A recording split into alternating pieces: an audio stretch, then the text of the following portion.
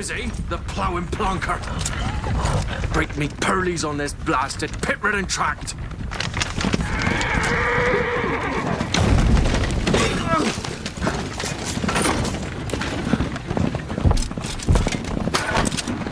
Where's Fear on dry road?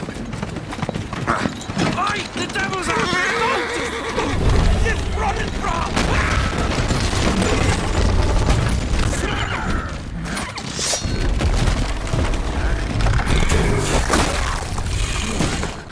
Let me out there. Shield him.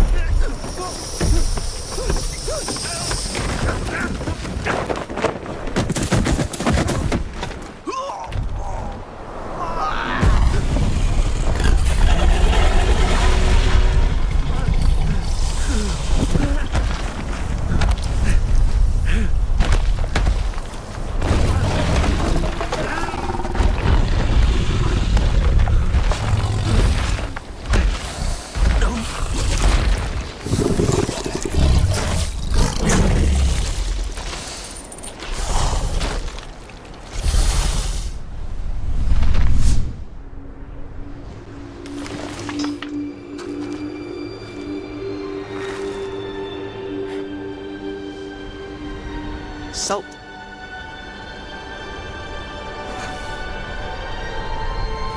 Almost had me fooled, Fruin.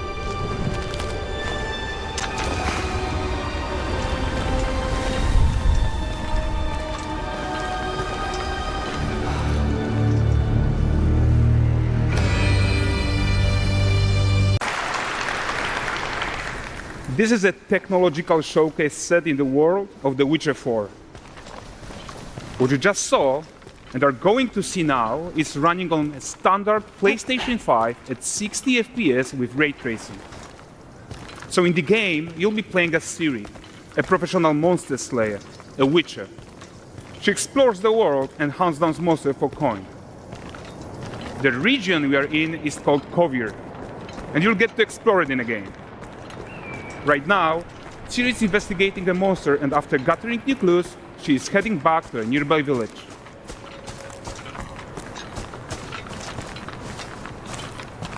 All right, everyone, meet Kelpie. Let weeds be weeds, Kelpie. So just like Geralt had Roach, Ciri has her own loyal companion. We return to town. These two characters need to feel like one. Since you're gonna explore the world on horseback, riding needs to feel seamless, natural, and just fun. Yeah, and to support that, we're introducing multi-character motion matching in Unreal. So Ciri and Kelpie, they're perfectly synchronized when mounting from any angle and speed. And we also support root motion movement on Kelpie, so controlling her feels realistic and grounded. And there are also some really nice improvements to our Unreal Chaos Flesh Solver and these machine-learned deformations. So you've got realistic muscles moving and stretching under Kelpie's skin without compromising the performance there.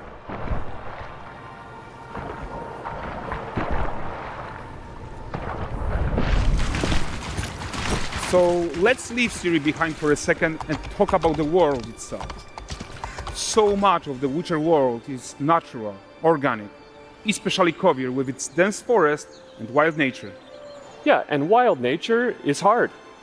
And with nanite geometry, we've freed artists from so many of their old constraints. But we don't want to rest until everything we do in Unreal has that same spirit of freedom. There's always more work to do. And foliage is a huge piece of that puzzle. So we are excited to introduce nanite foliage. And in order to achieve gorgeous foliage density everywhere, while still being memory efficient, fast to render, we believe that a new idea was needed. So instead of the same card approach we've been using for the past 20 years, artists should be free to take a nanite approach to foliage, modeling every single leaf and pine needle. And the old LOD tricks of the past, they needed a complete rethink. And in their place, it's a new adaptive voxel representation in nanite. It's volumetric, it's fully 3D, it is super fast to render. And these dense clusters of triangles turn into these cubes, which at a distance, they're no larger than a pixel, and they react to the changing light of our dynamic sun and our shadows, and they allow artists to render whatever amount of foliage is needed to achieve their vision without compromise. And no compromise means how ambitious we are when it comes to bringing our vision to life with incredible visuals. But more than that, together with Epic, we created faster way to load the world. We can now bring in more content more quickly for the smoothest possible experience as we fly down to catch up with Siri.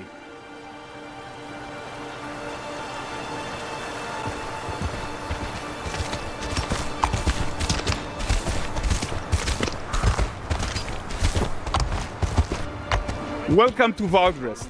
So Valdrest is a port town, a hub for fishing, trade and mining.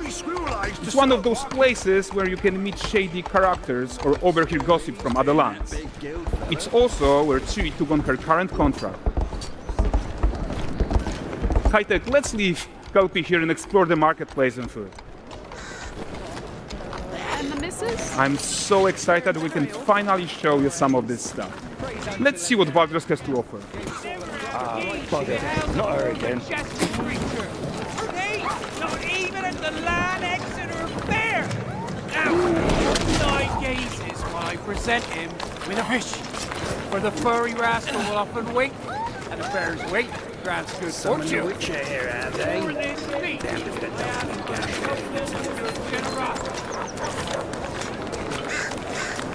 Pardon. Guys, notice how responsive the world is. Character actions directly affect what happens around you, sometimes even setting off chain reactions. Everything is working together. Take your man guns elsewhere, you filthy left. You'll find only honest pointers here. Oh, look at this poor gentleman being taught how to fly by an angry innkeeper. That's what happens when you cheat at Gwent. Last of it, is it? Ready to aim. Silver, round ones, what jingle in the purse.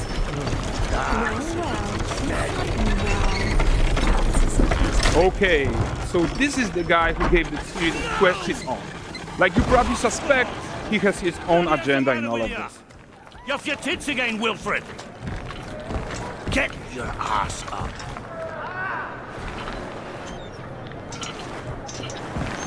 A typical day's toil. Who in? With Churres. One using my wagons. No eternity is taking that damn salt to arrive. I found them. And, well, suffice to say, they'll not reach you. As for the salt, I found not one speck. I presume this comes as no surprise to you. Now.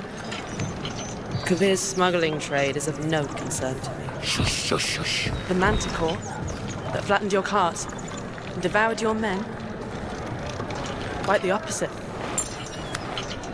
Manticore? No, them winged hellspawn dwell in the arse end of Creighton. Not here. While Ciri decides what to do about that merchant, let's take a look at the character technology that powers this marketplace. Why don't we listen in on these fishmongers? They're selling their wares, chatting up customers. Morning, catch fishes. Won't find none fresher. Rugged me ladies after one of Course. Get this cleaned and gutted for you. You mind, dearest? Into seeing something more. Got mackerel, cod, all Braxton's finest. And there is tons of tech at play here, even in this simple market stall. Metahuman tools, improved Unreal smart objects, chaos cloth, and more.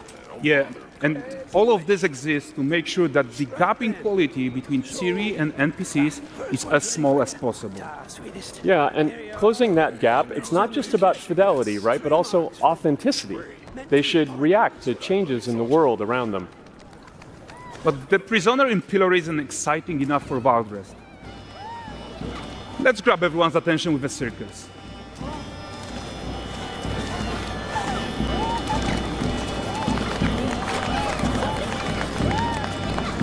But the great performance deserves a huge crowd though.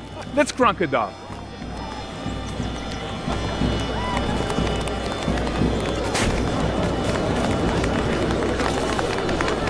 So you are seeing tons of optimizations here to many of Unreal's systems, including an entirely new Unreal animation framework, allowing us to fit easily in our 60 FPS budget, not just in rendering, but also with room to spare on the game thread. Over 300 animated skeletal mesh agents all going about their business. And the whole point is to leave breathing room for developers like you to introduce the gameplay and the systems that your players expect, empowering you to make your worlds come to life without Unreal standing in your way. You are right. That's the open world RPG that we're making. But before we wrap up, how about one final check-in with Siri?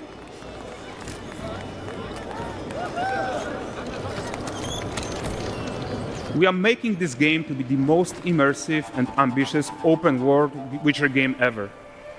And we are making this a reality thanks to our work on Unreal with the team at Epic. I think what we are doing together is going to bring in a new generation of open world RPGs, and I'm so proud of what we accomplished so far. We are too. So we're almost done, but before we go, here's a small gift for all Witcher fans. A first look at La Nexeta.